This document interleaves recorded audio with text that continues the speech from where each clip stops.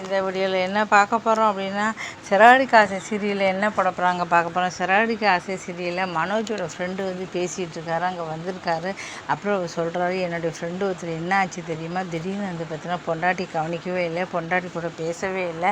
அப்புறம் என்ன ஆச்சுன்னு தெரியல, திடீர்னு ஒரு நாள் லெட்டர் எழுதிட்டு ஓடி போயிட்டா அப்படின்னு சொன்னால், ஐயோ அப்படி இல்லாமல் நடக்கும். ஆமாம், நீங்கள் பேச மாட்டேங்கிறீங்க, இனிமேல் உங்கள் கூட நான் இருக்க முடியாது. இந்த காலத்துலலாம் நம்ம வந்து நல்ல பாசமாக இருந்தாலே பொண்டாட்டி இருக்கிறது கஷ்டம், எதுவும் இப்படி இருந்தால் இருக்கிறதே கஷ்டம்னு சொல்லி இதை கட்டு மனோஜ் பயந்து போயிட்டாங்க. ஐயோ உனக்கு இந்த மாதிரி நிலைமை ஆயிடக்கூடாது அப்படின்ட்டு சொல்கிறோம். பொண்டாட்டி கூட உங்கள் அம்மா பேச்சு கேட்டு பேசாமல் இருக்கே, அதுக்கப்புறம் உனக்கு பொண்டாட்டி இருப்பாளா இல்லையா தெரியல, உன் பொண்டாட்டி வேறு அழகாக இருக்கான்னு சொல்கிறேன். பயந்து போக ஐயோ இப்போ என்ன ஆகுமோ தெரியல, நான் வீட்டுக்கு போகிறேன் அப்படின்னு சொல்லி பயந்துவே வந்து வீட்டுக்கு போகிறாரு. அவங்க வந்து ரோகிணி என்னாச்சு தெரியல, அங்கே வந்து லெட்ரு எழுதி வச்சுருக்கேன், நான் போகிறேன் அப்புறமா தான் வருவேன். ஐயோ அவர் சொன்ன மாதிரியே லெட்ரு எழுதி போயிட்டாலே நான் என்ன பண்ணுவேன் நினச்சேன், போயிட்டாடுற. அப்போ ரோகிணி வாங்க மனோஜ்க்கு, நீ லெட்ரு நீங்கள் வரீங்களோ இல்லையோ டைம் ஆகுமே அவருக்கு, அதுக்கு தான் லெட்ரு எழுதி வச்சேன், நான் என்னமோ ஏதோன்னு பயந்துட்டேன், இதுக்காக லெட்ரு எழுதி வச்சேன். ஆமாம் நீங்கள் பயப்படுவீங்க தான் லெட்ரு எழுதி வச்சேன் அப்படின்னு சொல்கிறாங்க. அப்புறம் தான் அவருக்கு நிம்மதியாச்சு. அதுக்கப்புறம் நேராக சுருதி வந்து வராங்க. வந்தவுடனே அங்கே புரோக்கர் வந்து கால் பண்ணுறாரு, இங்கே ஒரு இடம் இருக்குது பஸ் ஸ்டாண்டு பக்கம் அது இதுன்னு சொல்கிறாரு. ரவிக்கிட்ட சொல்கிறாரு, பஸ் ஸ்டாண்டு பக்கம் 2 இடம் இருக்கான், சரி நான் போய் பார்த்துடலாம். எதுக்கு இவ்வளோ அவசரப்படுற, அவசரமாக போய் அந்த இடத்த பார்த்து நம்ம வாங்கி கட்டி ரெஸ்டாரண்ட் கட்டி எதுக்காக இவ்வளோ அவசரம்னு எனக்கு புரியல. லோன் போட்டு அது லோன் கிடைக்க வேண்டாமா, அவசரமாக எதுக்காக பண்ண, மெதுவாக பண்ணலாமே. அப்போ உடனே இங்கே வேலைக்கு போக்குறானே குறியாக இருக்கியா, இல்லை ரெஸ்டாரண்ட் வைக்கணுமா அப்படின்னு சொல்கிறாங்க. 2 பேருக்கும் வழக்கம் போல் வாக்குவாதம் வந்து நடக்குது. மீனா வந்து முத்து வந்து மீனாட்ட வந்து பயங்கரமாக திட்டுறாது.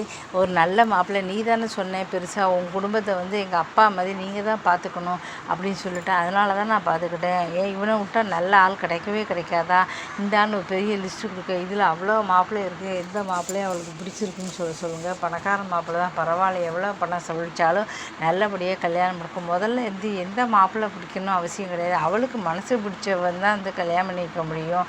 அவளுக்கு மனசு பிடிச்சவனா அவள் கல்யாணம் ஆகிட்டா கல்யாணம் பண்ணிக்க முடியும், இஷ்டத்துக்கு கல்யாணம் பண்ணி வைக்க முடியுமா, பணம் பெருசு இல்லை அப்படி சொல்ல. அப்போது எனக்கு இதுக்கு சம்மந்தம் இல்லை சொல்கிறியா, நீ இஷ்டத்துக்கு பண்ணுவே சொல்கிறியா, அப்போ நான் யாரோ ஒருத்தன்னு சொல்கிறியா அப்படி இப்படின்னு சொல்லிட்டு முத்துக்கு முன்னாவும் பயங்கர சண்டை வருது.